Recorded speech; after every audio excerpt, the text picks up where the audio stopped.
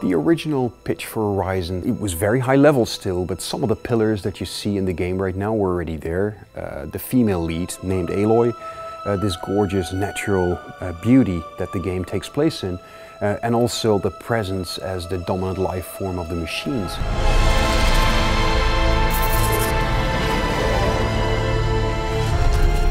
The machines turned out to be very much animal inspired. That is something that the game designers found to be a very natural way for us to portray these machines. We knew basically we wanted them very big and very awesome, and we wanted lots of them, but we didn't necessarily know what the exact look of it's going to be. We also played basically with more insect-like creatures or more traditional looking robots, but this whole aspect of nature basically and the majesty of nature combined with this much more sort of prehistoric looking creatures really created a very unique setting and a very unique look. There's something basically that in game design they call a tell, that you can sort of look at the creature and by how it's animating, how it's behaving, you know what sort of attack it might do and you can sort of prepare for it. And that's really important, and in that regard it really helps that these creatures are recognizable. We came up with lots of ideas for different animals that we sort of wanted to recreate in the game. But also at the same time we were looking for different opportunities for the player in terms of maybe there should be an enemy or a machine that has a lot of loot on them. What kind of machine would fit with that?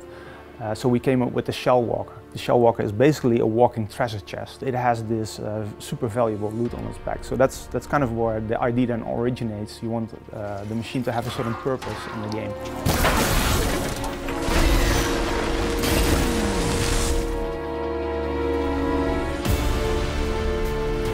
We wanted basically every aspect basically to have their own robots, and of course basically there are lakes and rivers and other sort of water bodies in our game as well.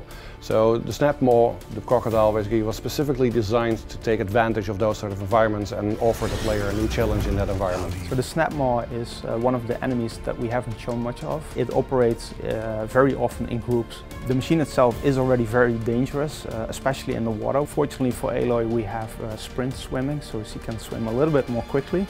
But often that won't be fast enough, so you have to be very careful.